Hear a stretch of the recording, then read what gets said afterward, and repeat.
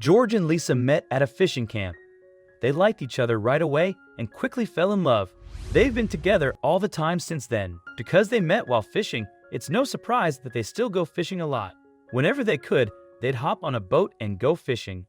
But this time, things were unusual. They planned to spend a few weeks out on the water, longer than their usual trips, and they definitely didn't expect any surprise. Fishing trips held a special place in George and Lisa's hearts because that's how their love story began. After being together for many years, George felt it was time to propose and take their relationship to the next level. George organized a special fishing trip to the place near the camp where he first met Lisa. When he asked Lisa to marry him, she said yes without any hesitation. They didn't wait long to get married. Even after becoming a married couple, George and Lisa kept going on fishing adventures during the weekends. Sometimes, they took a whole week off and traveled out of town to go fishing. Their goal was to catch a different type of fish each time they went. For their upcoming fishing trip, George and Lisa planned a really big one. This time, they were going to be away for 2 whole weeks, traveling to the farthest place they'd ever been. They wanted to do a lot of hiking and fishing during this adventure. On this trip, the lovebirds will be hiking to the location of their boat. They asked the boat owner to leave the boat at the end of a hiking trail, and they would hike there early in the morning. Since they started the hike early, the trail was quiet and soothing.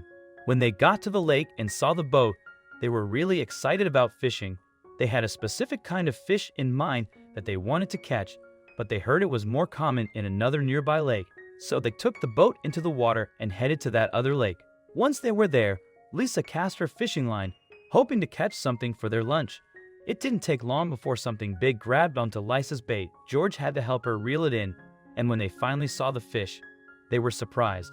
It wasn't the type of fish they were hoping for, but it was huge. In fact, it was so big that they had a lot of fun taking pictures of Lisa's unexpectedly large catch. They kept fishing and decided to have the smaller fish they caught earlier for lunch. A few hours later, they took a break on that lazy afternoon. George decided to check the photos he had taken with his camera earlier. That's when he noticed something in one of the pictures, and he tried to zoom in to get a closer look. There was something odd standing out in the background. George showed the picture to Lisa and showed her the strange thing in the background. They both knew they had to go back. Trying to head back to the spot, the couple realized the lake was larger than they thought, but they were determined to find a strange thing in the water. They ended up circling around the lake, doing their best to spot the areas they passed through. It took a few hours before they spotted a slight bump in the water. George swerved the boat and made their way closer to the bump. He killed the engine as they got close to observe the strange thing in the water. The thing was more visible from where they were, but it was still unclear what it was. George was able to see brown hair, and he could tell that it had arms and legs. What kind of creature was this? Lisa hoped they did not just spot a dead body. Lisa leaned over to the water to try to get a closer look as George steered the boat closer. She then started laughing and told George that they were worried about nothing. It looked like the thing was just a stuffed toy. George leaned over to confirm what Lisa said, but then he saw the thing suddenly move. George jumped back and told Lisa that it was alive and that he saw it moving. The couple witnessed the poor creature struggling to stay on top of a floating piece of wood. It looked like the creature needed some rescuing, and they decided to act quickly. Even though they were not sure what it was, George and Lisa tried to get as close as they can and pull up the creature onto the boat. To their surprise, they found that it was a large dog. How could it get so far into the lake? The fact that it was still alive was a miracle. They could see that the dog was shivering from the cold, and they feared that their rescue was too late. Add to that the fact that they were strangers to the area and did not know how to contact the authorities. George had a friend who was a vet and called him up to ask for advice. The vet told him that he needed to watch the dog's temperature and give it something to eat. As the couple tried to look for what to feed the dog, but they saw that the dog had started eating the big fish Lisa had caught earlier. They forgot that they had left it out in the open. They had been in the water for a couple of days, so it would take a few more days before they would reach the dock in town. And as the days went by, Lisa formed an attachment to the dog. She'd never had a dog before, and she had no idea she would enjoy one so much. Every time Lisa went fishing, she would immediately give the smaller catches to the dog. She also loved cuddling it. For her, the fishing trip was better because of the dog. She was hoping that they could keep it and bring it home with them. But George was not so sure. The dog was huge, and it may have some special needs. He also had no experience having a dog as a pet. He then told Lisa that they should research the dog breed first and that if everything was fine, they can try to adopt it. Honestly, the dog seemed pretty happy eating the fish they caught each day. George noticed that the dog slept a lot, which was unusual because dogs are usually energetic. He couldn't shake the feeling that something was off about this dog. To figure out what kind of dog it was, George sent some pictures to his vet friend. The vet thought it might be a Tibetan Mastiff based on its size and color, a breed known to get quite big.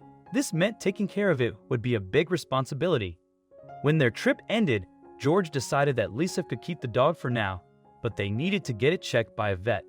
Lisa had a few more vacation days, and she stayed home with the dog. She noticed the dog was acting strangely. At first, she thought it was just adjusting to a new place, but it became clear something was wrong. They scheduled an appointment with George's vet friend, but they had to wait a week. Since they were new pet owners, the vet gave them instructions on how to care for the dog until their appointment. They did their best to take care of the dog, but it seemed like it had a huge appetite since they brought it home. It ate a lot of food throughout the day, much more than they expected. They had never seen a dog eat so much. Not only that, but the dog was making strange barking sounds that worried George and Lisa. They were concerned that the neighbors might start complaining soon. They watched videos of Tibetan Mastiffs and noticed that their dog's barking was different from what they saw. George and Lisa also noticed that their dog was growing really fast. At this rate, the dog could easily become too big for their house if it didn't stop growing. Things were getting challenging, but they still loved their new pet and had a strong bond with it. Finally, they took their dog to the vet for its first appointment. When they got there, the vet seemed puzzled. He asked for some time to do some tests. After almost an hour, the vet came back with surprising news. He apologized to the couple and told them that the creature they had taken home was not a dog at all. It was a bear. George and Lisa were shocked. They looked at their pet, which had been a bear cub all along. They wondered if it was legal to keep a bear as a pet. The vet gave them the number of an expert because he didn't know the rules about having a bear as a pet. George called the expert, who explained that they could keep the cub for a short time, but once it grew into a full-size bear, it could be dangerous to have in a residential area. Eventually, they would have to let it go back into the wild or give it to a zoo. Lisa and George decided that the best choice was to take their pet bear to a zoo. In the few weeks they had spent together, the cub had become tame, trusting, and playful. Releasing it into the wild in this state could be risky because it might not survive on its own. Lisa managed to keep the bear for 2 more weeks, but it became clear that the bear was getting too big for their house. It was time to say goodbye. What do you think of this story? Let us know in the comment section. I hope you like it. Please give it a thumbs up. Please share, subscribe to our channel. Thank you.